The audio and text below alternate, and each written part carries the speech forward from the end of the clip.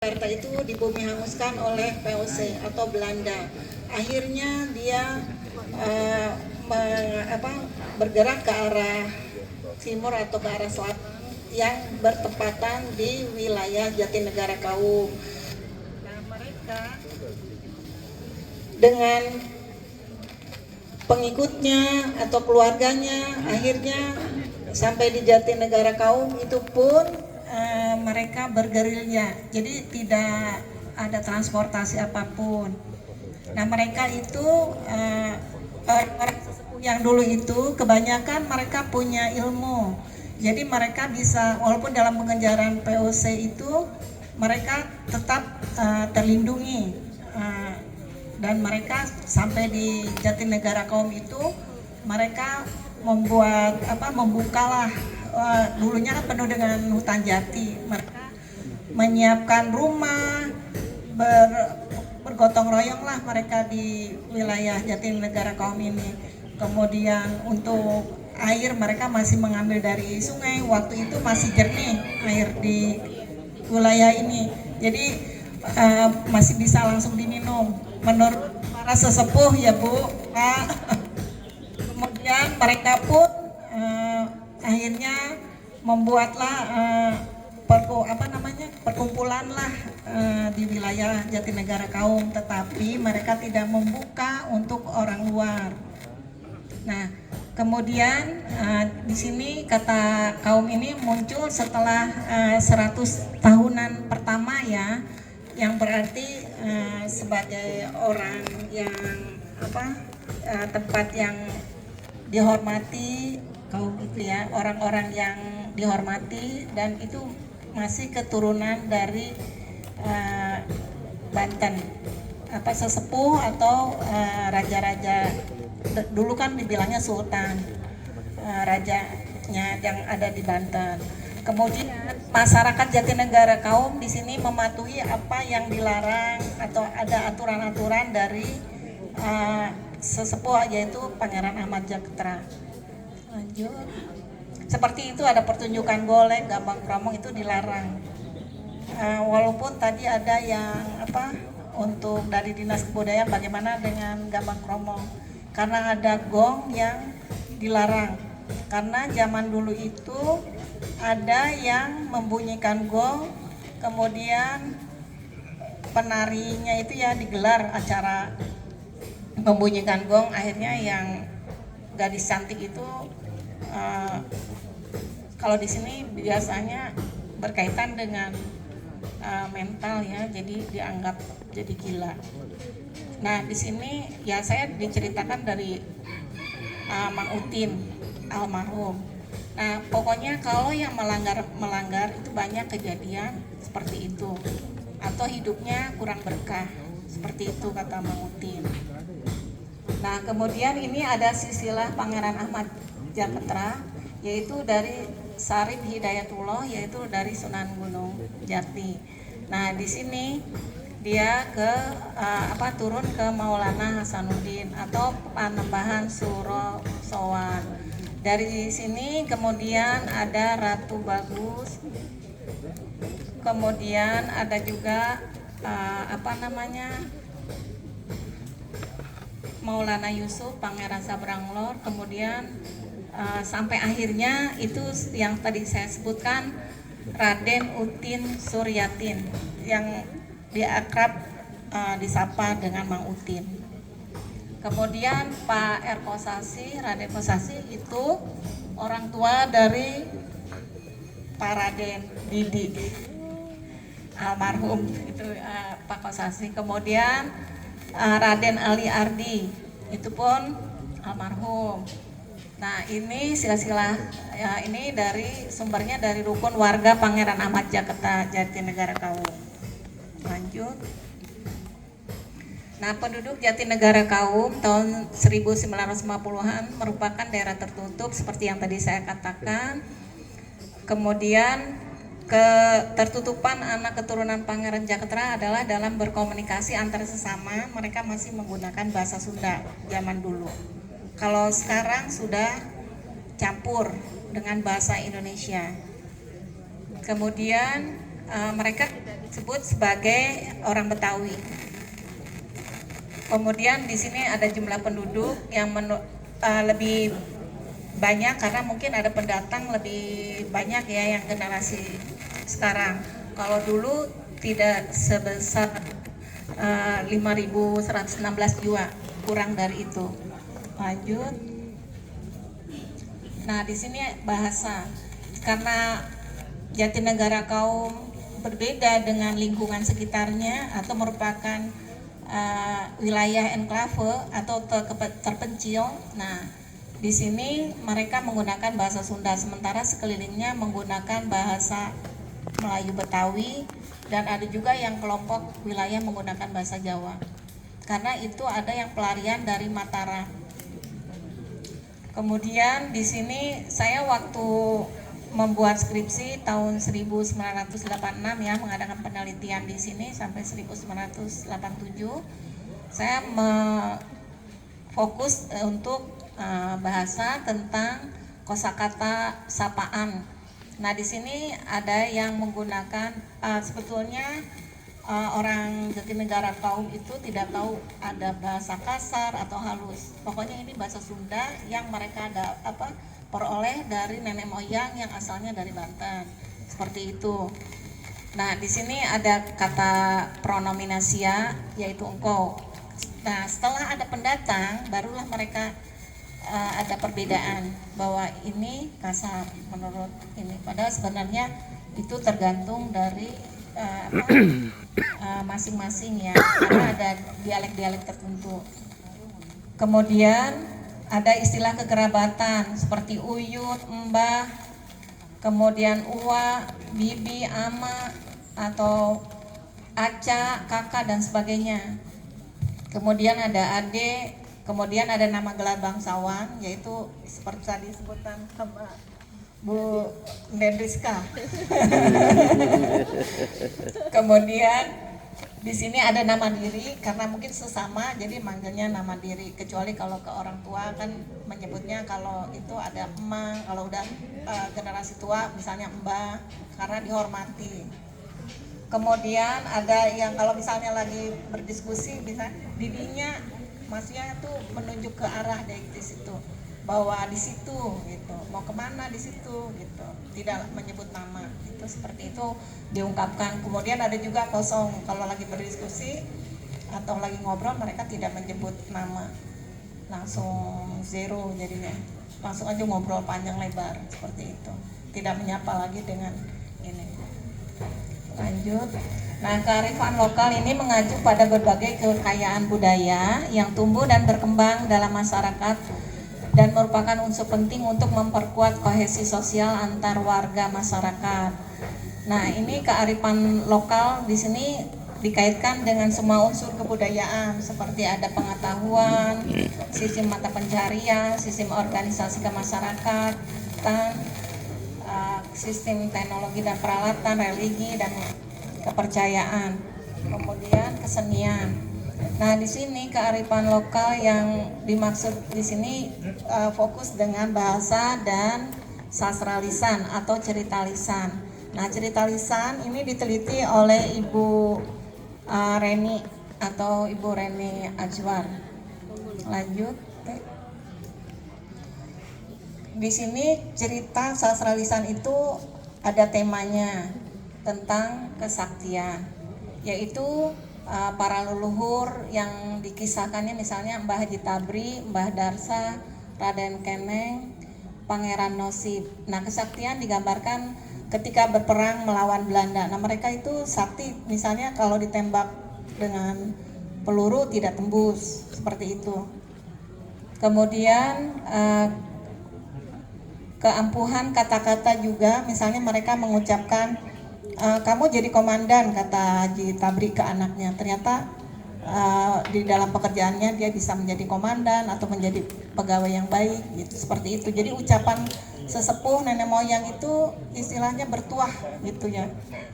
Kemudian ada juga misalnya tukang minyak, dia itu bilang kosong, minyaknya sudah habis. Ternyata sama Mbah ya itu disebutnya ada, ternyata langsung penuh itunya apa black, disebutnya zaman dulu kan pakai black, minyak tanah keliling kampung. Nah zaman dulu seperti itu, walaupun memang ada yang menggunakan kayu bakar. Nah kemudian ada juga ini Pangeran Nosib ini, dia dengan ucapannya bisa meluluhkan harimau. Dulu itu Mbah Timpang atau Mbah Templang itu tergantung penyebutannya. Nah di sini Mbah Timpang itu sebenarnya merupakan harimau, tapi harimaunya jadi-jadian. Jadi waktu itu Mang Udin kalau mau melihat harimau Mbah Timpang itu harus jam 2 malam. Tapi karena kami juga takut kan, karena perempuan bertiga tengah malam jam 2, ngebayangin takutnya gimana gitu. Jadi tidak bersedia. Tapi kalau misalnya menurut Mang Udin, kalau misalnya bisa kita kuat gitu ya kan, kita juga harus ada persiapan untuk melihatnya katanya. Nah itu bisa menjadikan orang yang kaya atau orang yang berkah hidupnya, seperti itu. Nah di sini Mbah Timpang ini dianggapnya menurut Mang Udin, selain dia bisa diluluhkan dan tadinya dia mau menerkam Pangeran Nosib itu tidak jadi dan diajak berbicara, karena ucapan-ucapan leluhur yang dulu itu bisa berpengaruh walaupun terhadap hewan, seperti itu. Nah akhirnya mereka bisa berteman, dan akhirnya Mbah Templang ini atau Mbah Timpang ini dia melindungi warga di Jatinegara Kaum, seperti itu. Kemudian cerita tentang keramat ya. Nah di sini berupa benda yang bertuah seperti kain debus, kemudian golok. Nah golok ini bisa melawan jin, karena waktu zaman dulu itu di yang bukan perumahan, maksud tuh kinandang ya, yang di pojok yang tempat bengkel mebel itu banyak jinnya. Nah akhirnya Pak Hendra ya. Nah itu katanya menurut Mang Udin bisa dikalahkan, akhirnya mereka pergi. Jadi aman karena mengganggu warga, seperti itu. Kemudian kain debus itu bisa melindungi orang yang sudah terpotong-potong oleh melawan Belanda ya. Nah itu dibungkus itu bisa utuh lagi. Itu menurut cerita ya. Nah ini kaitan juga dengan yang tadi seperti golok, kemudian kain debus. Berikutnya. Nah ini alat gong yang tadi dikatakan bisa mendapat malapetaka atau kalau orang bisa menjadi gila. Kemudian ikan belanak itu dipantang dimakan karena akan menjadi badannya belang, karena dianggap bahwa dia sebagai sesepuh yang harus dihormati, karena dia banyak menolong para sesepuh atau leluhur dari Jatinegara Kaum yang waktu itu berangkat haji dengan kapal yang tenggelam, tapi ditolong, mereka selamat, yang warga Jatinegara Kaum. Kemudian di sini ada kehebatan ilmu ya. Jadi di sini mereka punya ilmu bisa menjinakkan binatang harimau dan kera. Karena zaman dulu kera itu kan banyak, kalau misalnya mau ke Pondok Gede atau mau kemana dari Jatinegara kan dengan jalan kaki kan lewat hutan-hutan. Nah itu banyak kera. Nah itu juga bisa dengan ucapan-ucapan atau doa mereka tidak akan menyerang, seperti itu. Kemudian cerita lisan ini termasuk orde tradisional, jadi berbeda dengan yang orde modern. Ini masih berkaitan dengan mitos. Kemudian ada juga cerita tentang pembuatan ini tahang kayu dari kayu jati. Nah tahang ini dari zaman dulu itu banyak fungsinya, bisa untuk tempat merendam, membuat tahu, susu dan sebagainya. Atau zaman Belanda, karena zaman kolonial sudah ada ini industri tentang tahang. Misalnya bisa buat kursi, buat apa namanya gayung dan sebagainya. Kemudian alat transportasi zaman itu sudah ada gerobak, setelah jalan kaki ada gerobak dan ada delman. Nah tapi sekarang delman tidak ada karena tidak ada kandang kuda. Kalau dulu ada kandang kuda. Berikutnya. Nah ini saat Universitas Jakarta mengadakan pendampingan terhadap warga Jatinegara Kaum untuk produk kreatif yang mempunyai nilai ekonomi, budaya dan sekaligus edukatif, misalnya membuat sablon untuk kaos. Nah itu bisa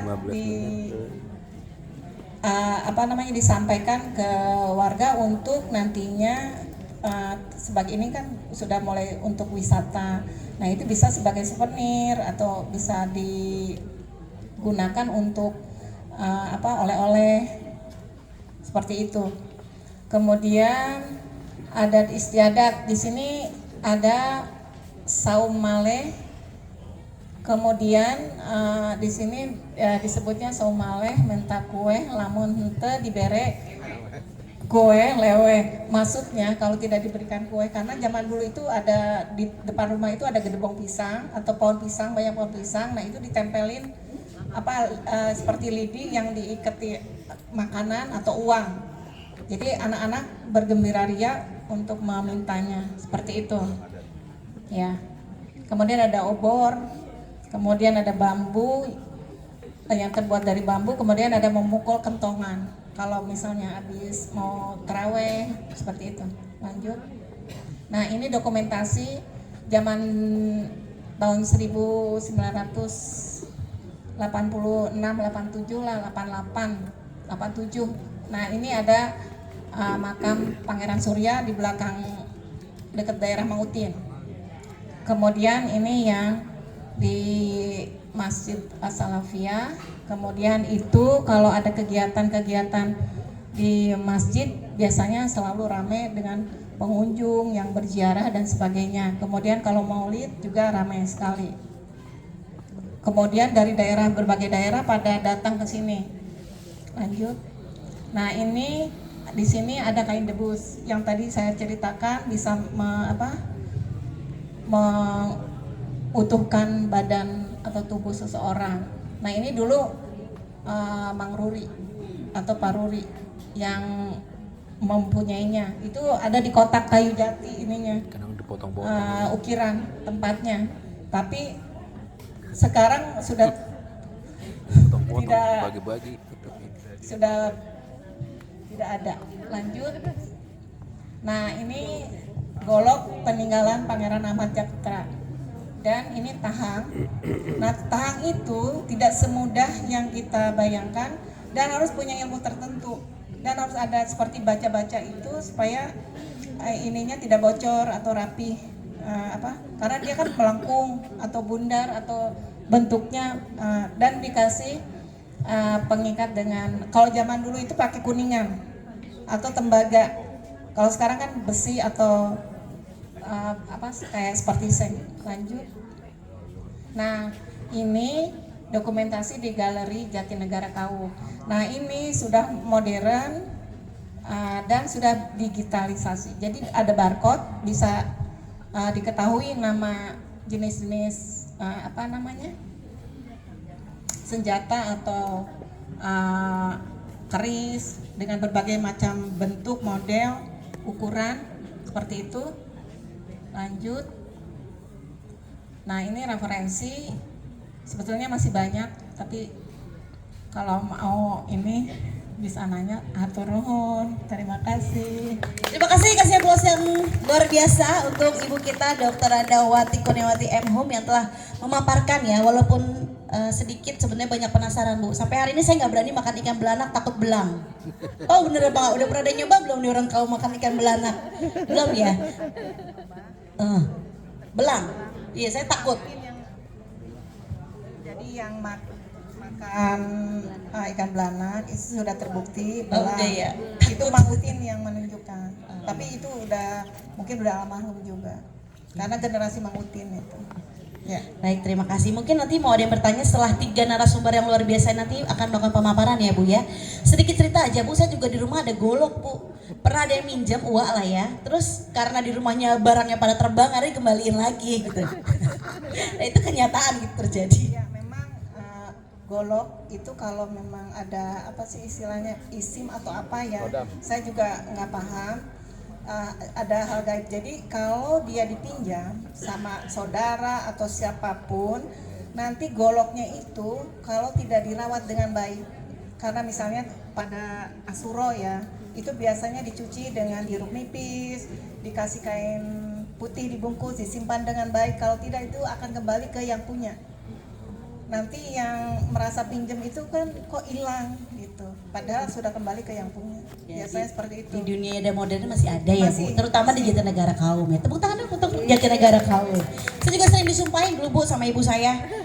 Biarin ya kerja di bank, setiap hari disumpahin. Akhirnya kejadian Bu, padahal saya nggak mau, tapi sumpahnya orang tua itu ya, saya setiap hari, tiap sekolah disumpahin.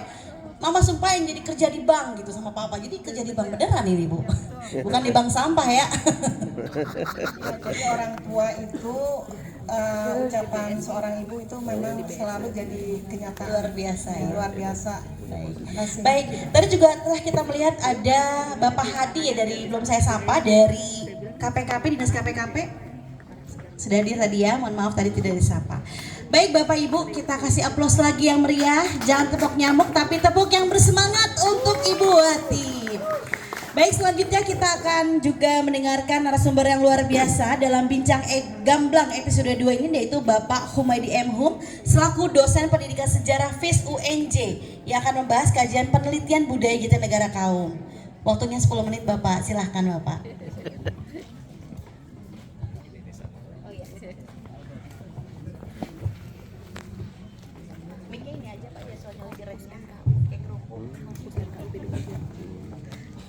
Bismillahirrahmanirrahim. Assalamualaikum warahmatullahi wabarakatuh.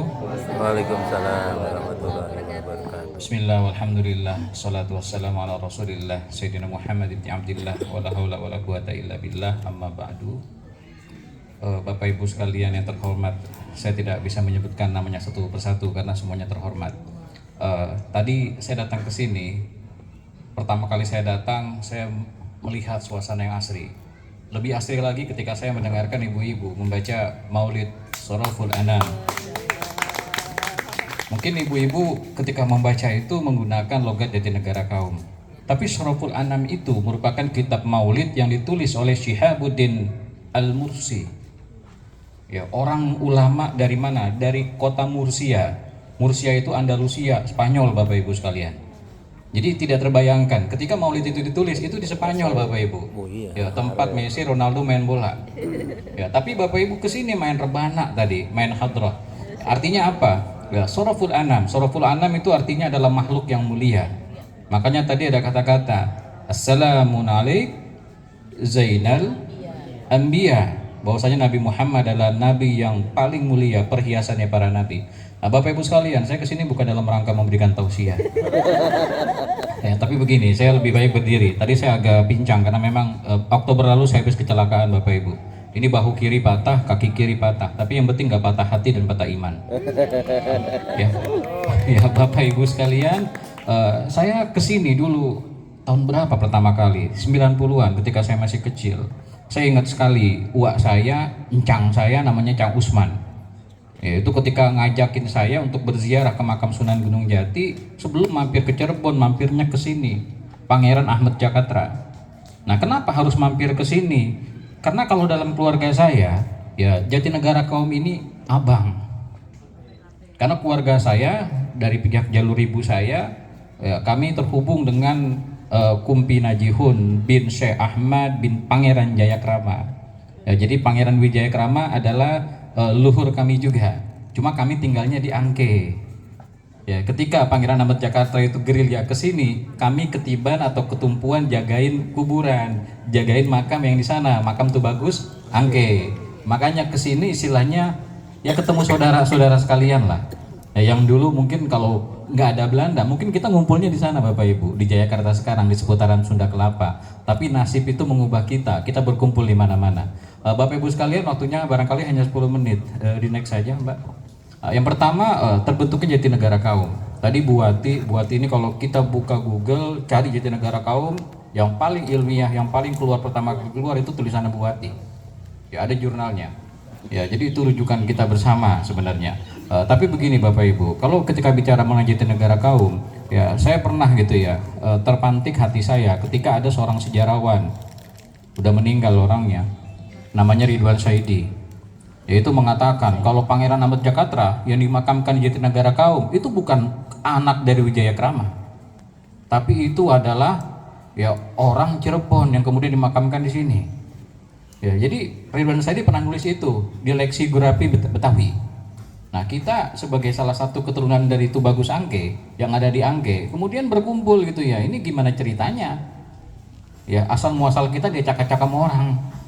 Ya, kenapa? Karena Ahmad Jakatra ini sudah masyhur. Ya, istilahnya kalau hadis itu ada hadis sahih, sahihnya itu kan ada yang ma'ruf, ada yang mahfuz. Ini mahfuz gitu ya.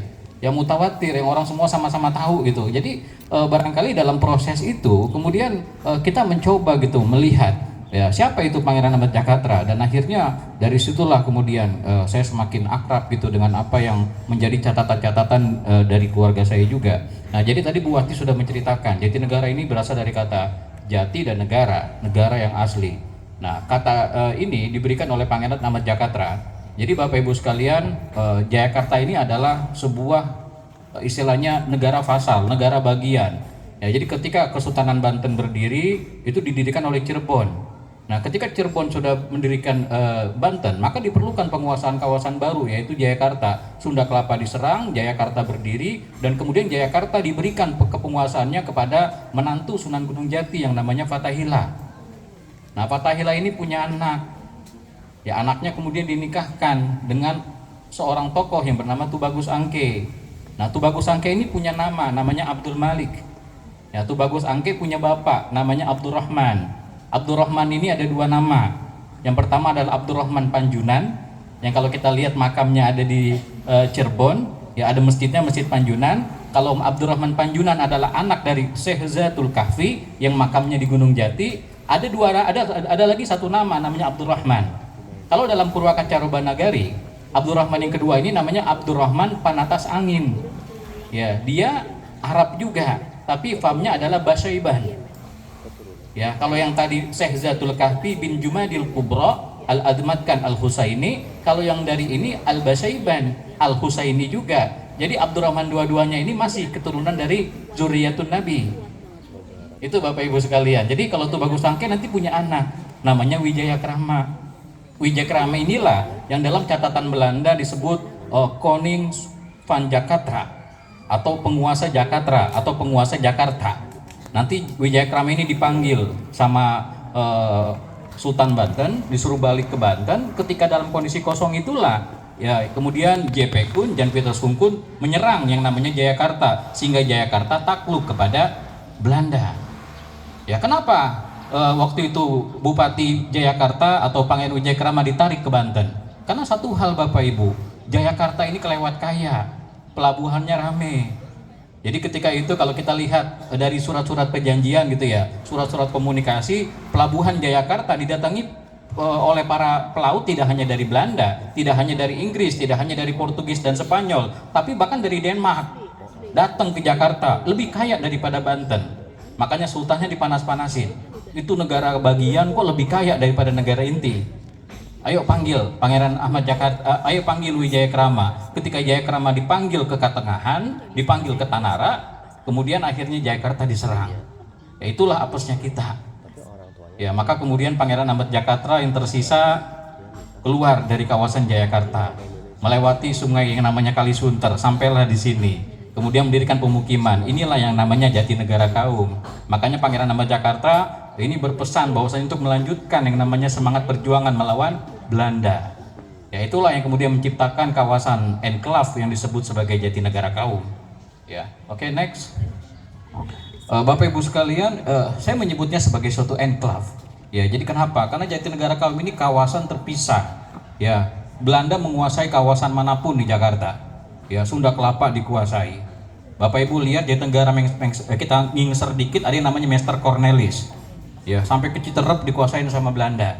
Ya, Anda Bapak Ibu mungkin bisa lihat di kawasan Kali Pesing, sebelah kirinya ada kawasan Pesing. Kemudian kawasan Rawabuaya itu pun dikuasain sama Belanda.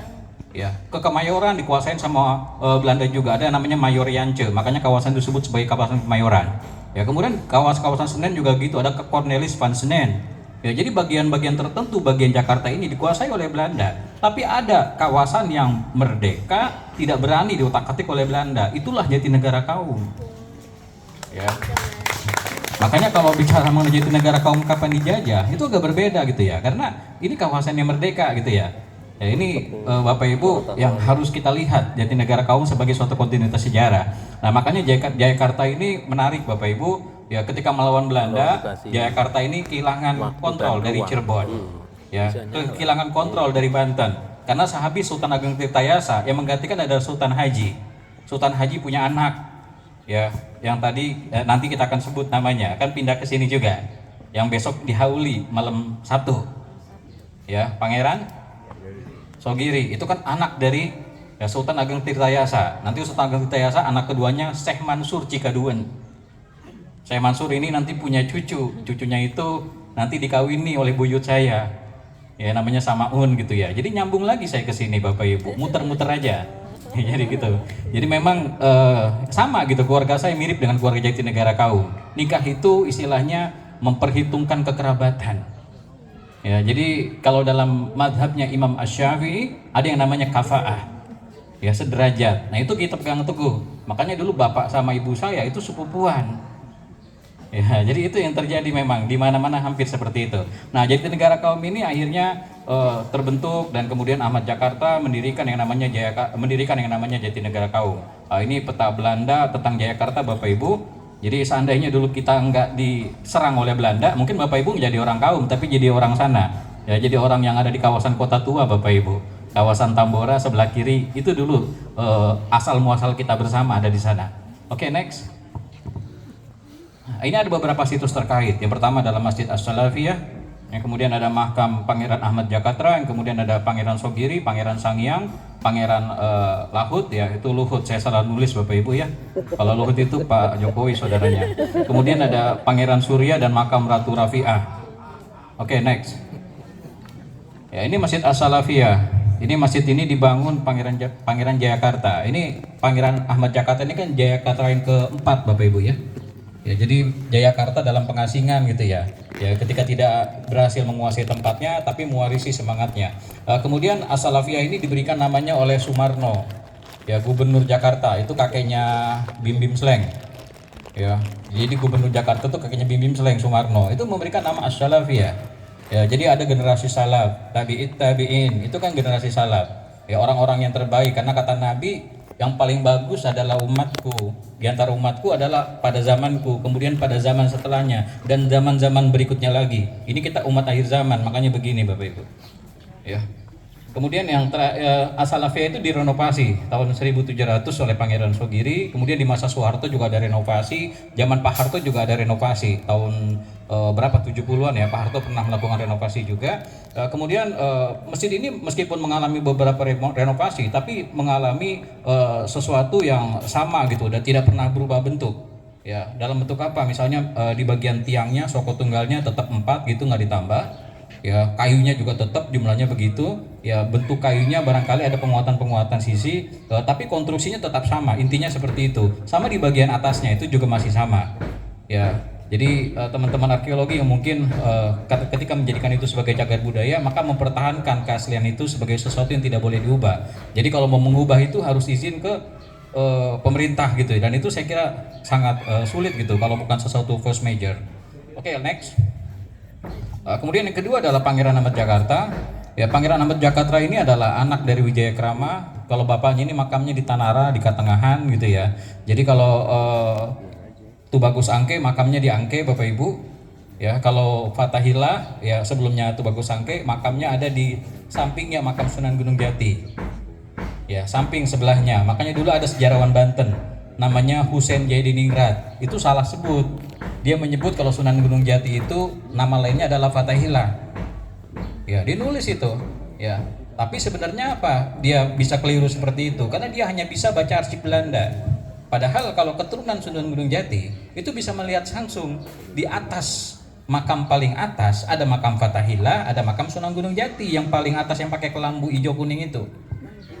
Ya, jadi ada dua orang yang berbeda yang oleh Hussein Jenidingrat dianggap sebagai orang yang sama. Itu kekeliruannya karena nggak mengecek langsung ke lokasi. Ya, oke, ini Pangeran Amat Jakarta. Ya, jadi Pangeran Amat Jakarta adalah tokoh awal yang kemudian melakukan diaspora di kawasan Jatinegara Kaum. Nanti diaspora kedua adalah orang yang sama pentingnya. Ya, oke, next, yang dikenal dengan nama Pangeran Sogiri. Nah, beliau adalah anak dari Sultan Ageng Tirtayasa, saudara Sultan Haji dan Syekh Mansur Cikaduen. Kemudian beliau berperan untuk melakukan perlawanan kepada VOC. Ya, jadi tahun 1688 disebut sebagai salah satu penyebab Batavia itu tidak aman. Jadi kalau kita baca arsip Belanda, 1688 itu banyak pergerakan perlawanan kepada Belanda. Ya, kenapa? Karena Pangeran Sogiri ini ya melakukan gerilya gitu. Belanda nggak nyaman, makanya Belanda itu sekian ratus tahun berkuasa di kawasan Jakarta, hanya berkuasa di kawasan Pasar Ikan. Baru menjelang abad 19 meluaskan sampai ke kawasan yang disebut sebagai Weltreveden, Koningsplein. Itu belakangan Bapak Ibu. Ya, ke kawasan Senen itu belakangan ketika masuk ke abad 19. Ya, abad ke-17 itu masih banyak pejuang-pejuang Jayakarta yang bergerilya melawan Belanda. Terakhir yang heroik itu Ateng Kertadria. Ya, Ateng Kertadria itu di Kampung Pecah Kulit. Ya, itu masih keturunan Banten juga. Dan saya curiga juga kalau Ateng Kertadria juga masih terhubung dengan Jatinegara Kaum. Ya, karena kan namanya Ateng. Ateng, Aceng itu kan nama lain dari Tubagus. Ya, dulu begitu ada pemberian gelar. Ya, jadi untuk menyamarkan karena Tubagus terlalu mainstream dan mudah dikenal oleh Belanda, maka menggunakan gelar-gelar yang lain. Ya, semakin kesini kan orang makin bebas menggunakan istilah itu. Jadi tidak terdeteksi lagi mana Ateng yang beneran, mana Ateng yang hanya sekedar nama, bukan sebuah gelar. Ya, oke, next Bapak Ibu. Kemudian ada Pangeran Sanghyang. Nah, Pangeran Sanghyang ini kalau kita lihat nasabnya itu ke Raden Arya Wangsakara. Jadi ini barangkali masih terhubung kepada Roma Irama. Roma Irama kan juga ke Wangsakara juga. Ya, ini juga adalah seorang pejuang. Ya, ketika perang antara Sultan Haji dengan ayahnya Sultan Ageng Tirtayasa, Sanghyang ini memilih bergabung kepada Sultan Ageng Tirtayasa. Ya, maka dia kemudian tidak lagi tinggal di Banten, tapi memilih untuk keluar dari kawasan Banten dan Parahyangan dan bergabung kepada Pangeran Sogiri dan berjuang melawan Belanda. Oke, next. Bapak Ibu sekalian, Jatinegara Kaum ini punya beberapa keunikan budaya. Tadi Bu Wati sudah menyinggung, ada yang namanya bahasa Sunda. Jadi meskipun tinggal di kawasan bentang budaya Betawi, tapi kawasan ini masih mempertahankan budaya Sunda yang pada saat ini mungkin sudah mulai memudar bahasa Sundanya. Kemudian yang kedua, tadi disebutkan ada Ning, ada Neng, ada Nok. Nok itu kan Cirebon. Ya, Ning itu Jawa, Neng itu Betawi. Jadi memang ini percampuran wilayah titik temu. Maka sebenarnya kalau kita mau lihat variasi bahasa di Betawi, ya ini Jatinegara Kaum bisa menjadi suatu laboratorium. Bagaimana semua bahasa yang ada di Jawa itu terangkum di Jatinegara Kaum. Ya, jadi kita bisa mempelajari tentang genealogi atau nasab atau silsilah bahasa yang cakupannya mungkin berkumpul di Jatinegara Kaum. Maka saya membayangkan ke depan kalau orang belajar bahasa Indonesia, anak SD, anak SMP, barangkali kalau ada yang namanya project based learning, ada yang namanya problem based learning, atau nanti Bapak Ibu anak-anak itu suruh bikin tugas. Ya, tugasnya nggak perlu yang jauh-jauh, mengumpulkan saja kota-kota serapan asing yang ada di Jatinegara Kaum. Kan ada tuh mata pelajaran bahasa Indonesia seperti itu ya. Ya, penggunaan repetisi kata, ada yang namanya eufemisme, penghalusan kata. Ya, Raden jadinya Nden gitu ya. Ini kan penghalusan untuk menyebut gitu. Itu juga bagian dari berbahasa. Nah, kemudian Bapak Ibu sekalian, ada yang kedua keunikan budaya, ada komunitas adat. Nah, Jatinegara Kaum adalah sebuah pemukiman adat sebagai simbol perlawanan terhadap penjajahan. Jadi ini adalah simbol perlawanan Bapak Ibu. Ya, mungkin kalau tidak ada Jatinegara Kaum, ya Jakarta ini ya Belanda menganggapnya baik-baik saja, nggak ada yang ngelawan, semuanya takluk. Tapi ada Jatinegara Kaum, maka Jatinegara Kaum itu seperti menghidupkan sebuah sebuah tombol gitu untuk menghidupkan perlawanan. Nah, kenapa saya bisa mengatakan demikian? Karena banyak sekali gitu ya orang-orang yang berketurunan atau terlibat dengan Jatinegara Kaum nanti kedepannya menjadi orang-orang yang penting dalam proses perjuangan Republik. Ya, oke, next karena 10 menit. 1 menit lagi. Ya. Bapak Ibu sekalian, arti penting budaya kaum. Tadi saya katakan, ya ada tokoh penting yang sebenarnya terkait dengan Jatinegara Kaum. Yang pertama, saya ingin menyebut nama Guru Mujtaba. Itu seorang ulama Jatinegara. Dulu ada Ketua Jatinegara Kaum, tapi kemudian mengalirkan ilmunya di kawasan Cipinang. Nanti terhubung kepada Guru Marzuki. Itu masih keturunan dari kerabat Jatinegara Kaum. Kemudian yang kedua adalah Datuk Kidam. Itu juga masih keturunan dari sini. Kemudian yang ketiga adalah Guru Amin. Guru Amin, Bapak Ibu mungkin pernah lihat masjidnya di Kalibata. Ya, di Kalibata ada masjid Guru Amin tuh, sebelum samping masjid samping Taman Makam Pahlawan. Itu keturunan Jatinegara Kaum, Bapak Ibu. Ya, salah satu keturunannya adalah dosen bahasa Indonesia di UNJ, Ibu Tuti Tarwiyah. Nah, itu merupakan salah satu keturunan atau cucu dari Guru Amin. Ini pejuang, Bapak Ibu. Ya, ketika Belanda menyerang kawasan Jakarta, yang bertempur di front timur itu salah satunya adalah Guru Amin, menemani Haji Darib, menemani Lukas Kustario. Ya, Guru Amin ini sampai dia pergi meninggalkan barang-barangnya di Kalibata, rumahnya digeledah, tapi orang situ nggak ada yang mau bicara. Ya, nggak ada yang menunjukkan kepada Guru Amin. Dan Guru Amin nanti memiliki sahabat dekat yang namanya Kiai Wahid Hashim, bapaknya Gus Dur. Makanya ketika Gus Dur menjadi ketua PBNU dan menjadi presiden, itu dulu sering soalnya kepada keluarga Guru Amin. Ya, jadi Jatinegara Kaum juga itu terhubung, keturunan dari Pangeran Sangiang, Guru Amin. Nah, kemudian Bapak Ibu sekalian, yang terakhir adalah Sudan Kosingi. Sudan Kosingi ini tahun 58 menjadi Wedana Jatinegara. Ya, dia adalah orang yang terlibat Menteng 31, menculik Soekarno-Hatta ke Rengas Dengklok. Itu keturunan kaum juga. Ketika dia menjadi Wedana, dialah yang kemudian membuka makam Jatinegara Kaum. Ya, karena kan sebelumnya Pangeran Amajapahit berpesan tidak boleh menceritakan tentang di mana makamnya. Tapi kemudian karena Sudan Kosingi adalah keturunan, maka kemudian dia yang menyebarkan atau membuka ini secara resmi. Versi lain yang membuka adalah Ali Sadikin. Ya, karena Ali Sadikin merupakan keturunan dari Menak Parahyangan. Jadi saya pernah dapat info dari kawan saya, almarhum Tubagus Irwan Winardi, masih keturunan dari Pangeran Sogiri juga. Dia sudah meninggal dari Cicalengka. Jadi kami sama-sama waktu itu berbaiat tarekat Naksabandia bersama dengan Kang Irwan Winardi, dan dia cerita gitu, Kang Irwan itu kalau dulu kakeknya itu ya tinggalnya itu di kawasan Menteng, tapi leluhurnya berasal dari Jatinegara Kaum. Buktinya apa? Ada yang namanya surat Vosklaring, ya kayak KTP zaman Belanda. Jadi orang-orang kaum zaman dulu oleh Belanda itu didata, dikasih stempel Bapak Ibu nama-namanya. Untuk apa? Agar Belanda tahu orang kaum ini kalau pindah kemana aja. Karena mereka punya bakat untuk jadi pemberontak. Ya, jadi caranya begitu. Ya, Guru Amin itu kakeknya namanya dikasih cap juga. Ya, mungkin Bapak Ibu masih punya gitu catatannya. Mungkin yang tadi ya, yang Kang siapa namanya itu pernah dengar cerita itu ya. Ya, itu dicatat semua nama-nama orang kaum oleh Belanda. Jadi bukan berarti kitanya Kang Sahrul ya, bukan berarti kita girang dicatat Bapak Ibu, justru kita tuh ditandain. Jadi mau kemana ini orang kaum nih, ketahuan, ada Vosklaringnya. Ya, makanya Guru Amin, Sudan Kosingi itu orang-orang yang oleh Belanda, mungkin kalau zaman Orde Baru KTP-nya ada nama ET, Ekstapol gitu ya. Ya, ini orang kaum ditandain juga kemanapun dia pergi. Ini pasti punya simbol untuk memberontak, punya bakat untuk melawan.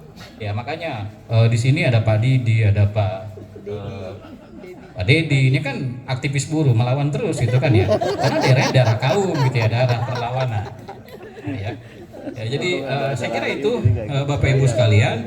Nanti Bapak Ibu ketika ingin mengkaji Jatinegara Kaum, saya kira banyak. Saya punya banyak sekali proses pencarian yang masih belum ketemu. Kenapa Sultan Aceh terakhir? Sultan Aceh terakhir namanya Sultan Daud Shah. Sultan Daud Shah itu ketika dilengserkan dimakamkan di makam pemakaman Sunan Giri sini Bapak Ibu dekat UNJ. Ya, dulu dikabarkan dia tinggalnya di seputaran Jatinegara Kaum. Kenapa dari jauh-jauh ke Aceh ketika dia ditawan, diasingkan, memilih di Jayakarta, memilih di kawasan Jatinegara Kaum. Ya, nanti dia terlibat dalam pemberontakan Entong Gendut. Makanya di Aceh dia melawan, di Jakarta dia membangun aliansi dengan Aliansi Jayakarta. Itu juga menjadi hal yang menarik. Artinya apa? Ya, itulah artinya bahwasanya orang-orang kaum memang ditakdirkan ya untuk mewarisi semangat Pangeran Ahmad Jakatra ya, untuk melawan dan senantiasa berjuang melawan ketertindasan. Oke, next. Ini yang terakhir barangkali. Terima kasih Bapak Ibu sekalian. Ini foto saya dengan Patih dari Kanoman Kodiran. Ya, jadi masih saudara juga, kebetulan dari jalur bapak. Kalau keluarga kami diakui gitu sebagai bagian dari Kesultanan Kanoman. Ya, jadi kekancingannya ada, bahkan diberikan KTP-nya Bapak Ibu. Ya, jadi dikasih KTP-nya. Ya, karena kalau dari jalur bapak, saya kan Humaidi bin Zahruddin bin Muhammad Najihun bin Hud bin Baslima bin Baman bin Samaun bin Ali, terus gitu sampai Sultan Khairuddin Kanoman. Ya, tapi campurannya kemana? Campurannya ke Angke, campurannya ke Jatinegara Kaum juga tadi dengan jalur Pangeran, dengan jalur Syekh Mansur Cikaduen. Ya, makanya dalam konteks ini saya kira kita ini dikumpulkan karena dulu kita punya nenek moyang yang sama, kita punya leluhur dan sama, dan kita punya cita-cita yang sama. Terima kasih, nanti kita berdiskusi. Wallahul muwaffiq ila aqwamit thoriq. Assalamualaikum warahmatullahi wabarakatuh. Terima kasih sekali lagi, tepuk semangat untuk narasumber kita yang luar biasa Bapak Humaidi M. Hum. Ini secara pribadi ya, secara pribadi itu membuka wacana tentang begitu banyaknya pengetahuan tentang budaya Jatinegara Kaum. Tepuk tangan untuk Jatinegara Kaum. Tentunya tadi dari panjang yang tadi Bapak saya sampaikan, hanya dua yang ingin saya sangkutin nih Pak. Yang pertama terkait dengan tadi pemberontakan gitu ya Pak, gitu ya. Memang benar sih Pak, nanti hati-hati ya Pak. Jadi Bapak Ibu dari UNJ, dari dinas-dinas yang nggak jajan UMKM-nya di depan tuh, pimpinannya Ibu Haji Dedeh di depan, itu nanti kita berontak. Karena kita udah siap-siap dari pagi jualan, jadi harus dibeli. Tepuk tangannya dong untuk UMKM-nya KTH Rumah Kaum Jayakarta. Terus yang kedua tentang kekerabatan nih Pak, bener Pak. Jadi memang di sini di Jatinegara kami dulunya nikahnya sama sepupu. Contohnya tuh sepupu saya tuh, Bapak Yudi, ketua KTH ya. Ketua KTH bukan Bapak Yudi. Nikahnya sama sepupu, gitu ya. Pak Hendi juga. Terus apa namanya Hendi bener. Terus ada Adi. Nah Adi, cuman saya doang Pak, gak ada yang mau sama saya.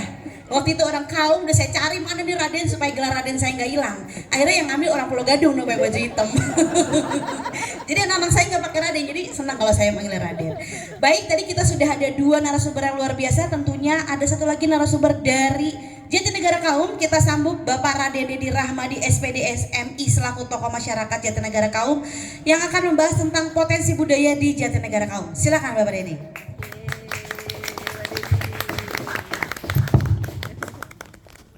Ya paling enggak udah terjawab ya, kenapa sering dibilang gede adat, ternyata genetik pemberontak. Genetiknya pahlawan. Jadi sudah terjawab, oh ternyata emang itu. Ya terima kasih Den, Rizka. Kalau kata orang Kaum, mandi pandai guys. Kapiasem. Udah lama nggak denger ya kapiasem. Baik Bapak Ibu, kalau saya jelas bukan ahli budaya, sudah pasti saya bukan ahli sejarah, dan memang kalau ahli yang ngomong, apalagi orang luar, tambah semangat kita kan begitu. Kalau orang Kaum yang ngomong, ya itu mah emang gede-gedein dia aja gitu kan. Tapi ini yang ngomong ahli, yang ngomong pakar. Jadi kalau nggak aktif mengembangkan budaya, insya Allah kalau kata Mang Utin kena bahla kira-kira begitu ya.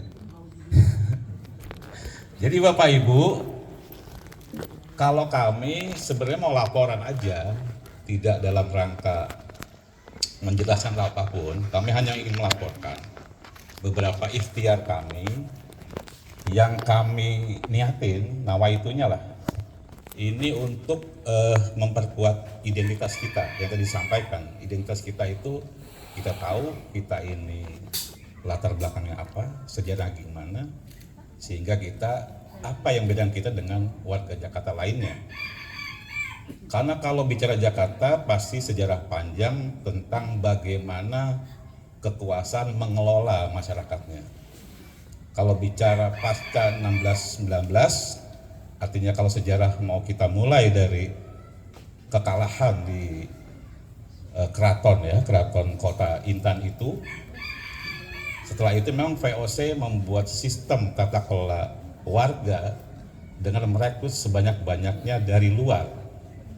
Dari Bali, dari Makassar, dari Pulau Banda, daerah-daerah taklukan, bahkan dari apa namanya?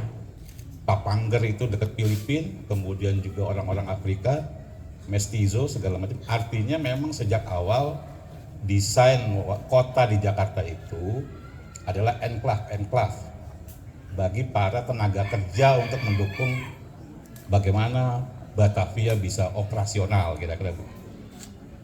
Nah, saya mengutip istilahnya Bu Reni Bu, di dalam penelitian beliau mengatakan Jatinegara Kaum itu seperti pulau di tengah lautan luas. Di antara kampung-kampung berbasis etnik itu ada satu kampung namanya Jatinegara Kaum. Nah, masalahnya mungkin naik slide-nya berikutnya. Masalahnya ada keresahan dari saya pribadi minimal. Misalnya begini, saya itu ceritanya naik MRT, begitu saya lihat ternyata ada rencana pengembangan dalam beberapa tahun ke depan MRT itu akan lewat depan Jalan Raya Bekasi ini. Ada stasiun Jakarta di situ. Waduh. Ternyata kalau kita lihat di peta MRT itu ada nanti ada stasiun MRT Jakarta. Kita tidak tahu dampak perubahan dari adanya itu, dan saya yakin itu akan semakin membuka banyak hal. Kalau kita tidak memperkuat identitas dan ruang hidup bersama, saya kira itu akan berpotensi semakin menghilangkan. Yang saya maksud ruang hidup begini, kalau kita tidak segera menata kampung kita yang memiliki fungsi tertentu di kota Jakarta ini, apa fungsi tertentunya? Tadi disampaikan, diusulkan oleh para pakar kita, ini adalah basis kampung budaya. Ini adalah basis pengetahuan atau kearifan lokal. Sehingga ada sejarah yang melekat di situ, dan bicara Jakarta harus bicara Jatinegara Kaum. Artinya sederhananya kita nggak gampang digusur.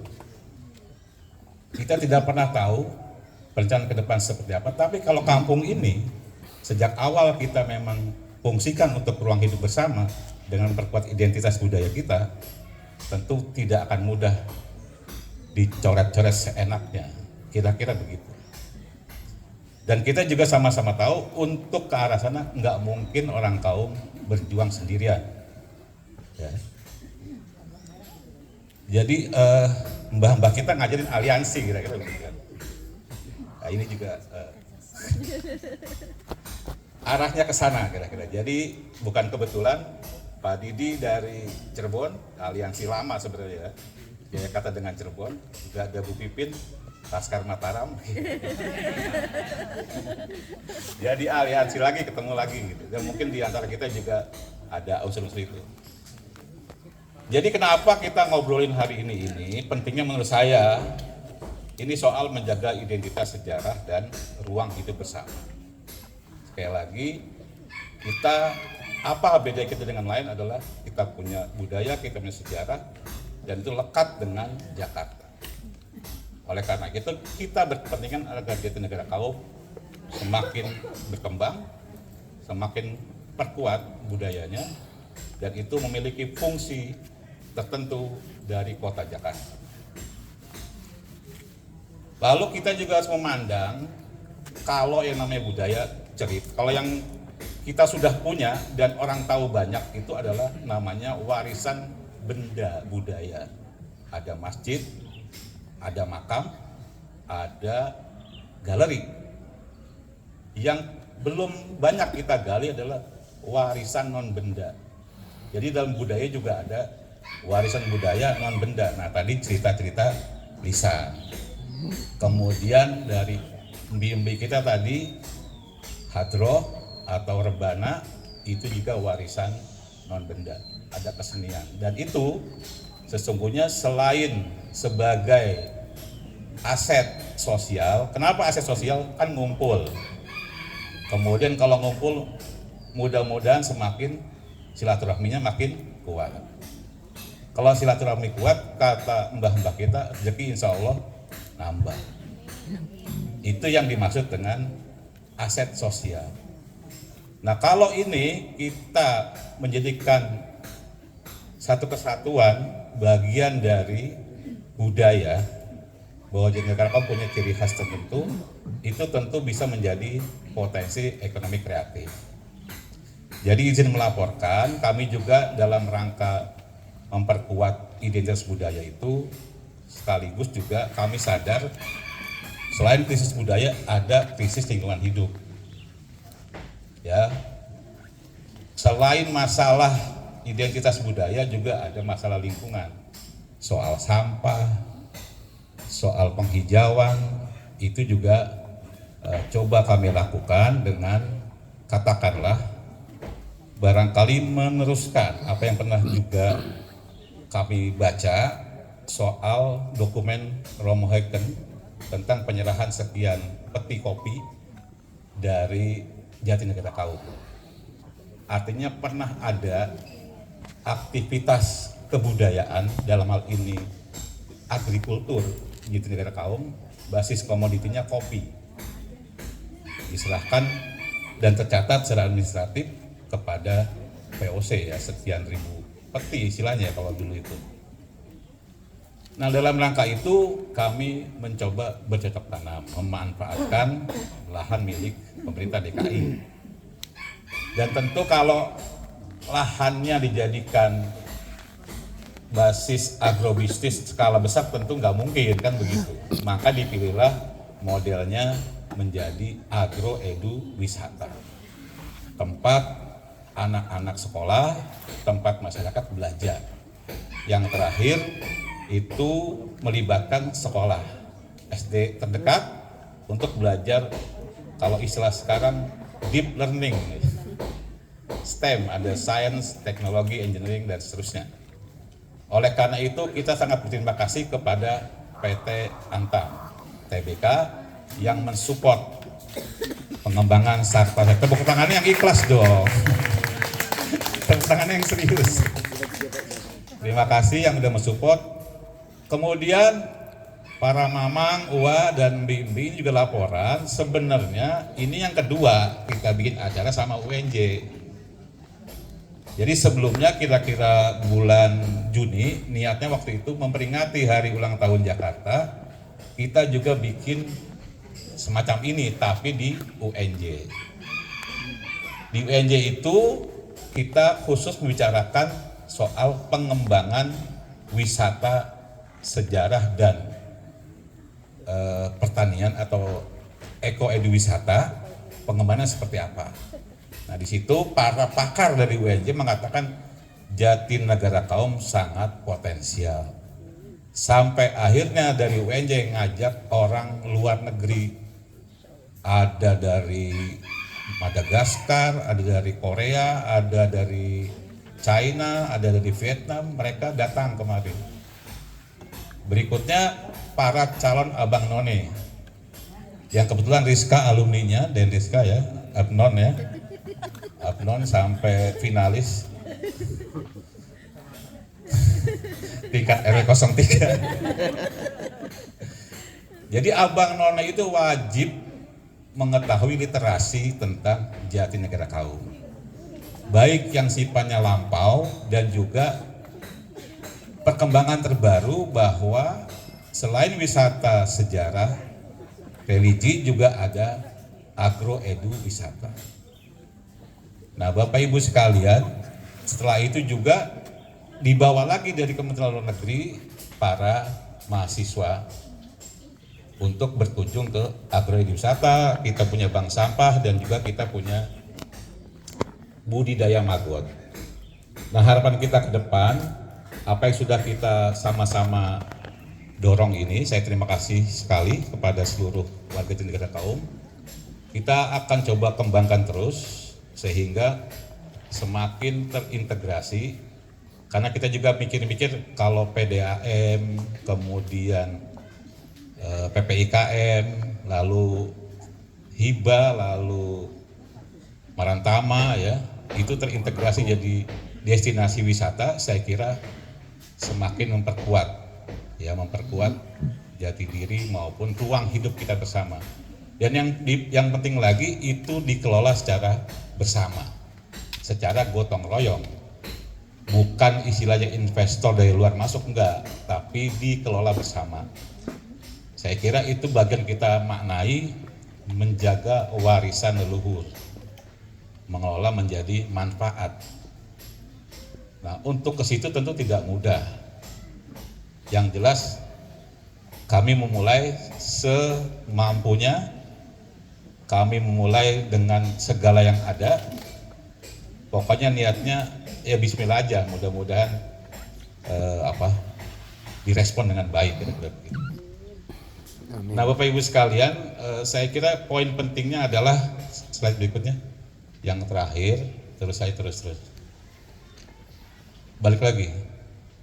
Nah, ini saya kira pengembangan budaya di negara kaum akan berhasil bila berbasis pada kesadaran sejarah, partisipasi warga, dan pemanfaatan potensi lokal sebagai identitas bersama, sekaligus sumber kesejahteraan ekonomi dan kelestarian lingkungan hidup. Saya kira itu yang harus, bagi saya, kayaknya kalau cara pandangnya begitu, potensinya semakin besar. Terutama di kalangan generasi muda yang agak menggelitik buat saya kalau ditanya nih, kalau yang misalnya lagi di luar kita lah, ketemu yang Gen Z ini kan, tinggal di mana bang? Di kaum, di negara kaum ya. Sebelah mananya Clay gitu. Kalau yang tua-tua nanya kaum, oh sebelah mana makam gitu kan. Jadi mulai ada pergeseran identitas. Kalau generasi saya mungkin kalau nanya, oh sebelah mana makam gitu. Tapi kalau generasi Aan ke bawah kayak gitu, oh kaum sebelah mana Clay gitu. Jangan sampai terkenal yang bukan genuinnya gitu. Ya kira-kira itu. Sebenarnya banyak foto video yang sudah kami dokumentasikan terkait aktivitas KTH ya. KTH itu kelompok tani hutan Rumah Kaum Jayakarta. Kalau dari apa yang disampaikan Bu Wati, ini menarik juga. Semua cerita yang ada itu cirinya satu, bicara kesaktian. Yang kedua, bicara keistimewaan wilayah. Ya, yang ketiga, bicara kegotong royongan. Dari semua cerita tuh, dari mulai Mbah Haji Tabri, ada orang ngambil kelapa nggak permisi, nggak bisa turun. Kemudian ada yaitu Pangeran Nasib menaklukkan Mbah Templang. Kemudian ada juga bagaimana orang tua dulu itu menggunakan medium yang namanya nyanyian, itu memiliki proyeksi ya. Proyeksi itu maksudnya kira-kira masa depan itu akan seperti apa gitu. Kalau dibuat Bu Reni tulis itu kan soal enjot-enjotan leguni ya. Enjot-enjotan leguni itu lepas dari mamang jatuh ke bibi, kira-kira begitulah. Itu katanya tafsirnya adalah lepas dari Belanda jatuh ke Jepang. Dan dari situ juga bagian dari orang tua dulu memandang pernikahan dalam bangun keluarga baru itu mengedepankan kekerabatan, kira-kira begitu. Dan artinya masih banyak lah yang bisa kita gali yang non benda. Masih banyak yang bisa kita gali. Nah dari situ tadi kita bisa merujuk pada referensi yang disampaikan Al-Mukarram. Kalau orang kaum boleh ya, adik kita ya kan gitu kan, dia mendaku adik katanya kan. Adik urang gitu, nah adik urang sebagai acak terima kasih lah, kira-kira begitu kan. Makanya kalau udah pakarnya ngomong makin mantap. Ya Bapak Ibu sekalian, saya kira itu mudah-mudahan ini menjadi laporan teman-teman KTH ke Bapak Ibu sekalian. Dan sekali lagi terima kasih dan mohon disupport, jangan capek-capek, capek-capeknya, jangan ragu-ragu untuk terus mensupport, dan insya Allah tidak berhenti di episode kedua Bu ya. Banyak episode-episode yang lain, dan tentu kami sangat senang, sangat buka diri kalau ada usulan, ada ide, kemudian ada upaya-upaya dari semua pihak untuk semakin kita sama-sama memperkuat jati diri dan ruang hidup bersama kita. Terima kasih. Wassalamualaikum warahmatullahi wabarakatuh. Kita kasih applause dulu yang untuk narasumber kita yang luar biasa, Bapak Raden Didi Rahmadi, SPD MSI. Tadi dibilang akan ada episode selanjutnya nih Bu. Nanti tim Marawis mau ganti seragam katanya. Ya, sekarang biru, besok kan warna emping gitu ya. Apa marun? Blackpink. Ya, kasih aplaus yang paling meriah dulu untuk Bapak Dedi yang tadi menyampaikan potensi dan juga harapan. Mungkin ada ide-ide dari Bapak Ibu yang senantiasa selalu hadir dalam kegiatan-kegiatan di KTH. Nah, karena tadi saya lihat ada yang udah mulai ngantuk-ngantuk, merem-merem gitu ya. Boleh saya kasih pantun, jangan lupa bilang cakep gitu ya. Dan nyiapin pantun soalnya. Dari kaum naik delman. Delmannya jalan pelan. Kalau ilmu budaya udah ditanam, cakep. Hidup pasti makin adem dan tentram. Tepuk tangan. Baik, tadi sudah mungkin ada yang tidak sabar ingin bertanya. Di belakang saya itu sudah ada yang tunjuk-tunjuk tangan. Mana ya? Jadi kami berikan kesempatan untuk ya pertanyaan, pernyataan dan juga apa tadi? Apa aja boleh deh, sumbangan juga boleh gitu. Mau nyanyi juga boleh di sini gitu. Asal jangan pemberontakan ya Pak, karena lagi ada demo buruh katanya nih. Saya dapat WhatsApp banyak demo buruh, alhamdulillah di Jatinegara kami ini aman ya. Karena ada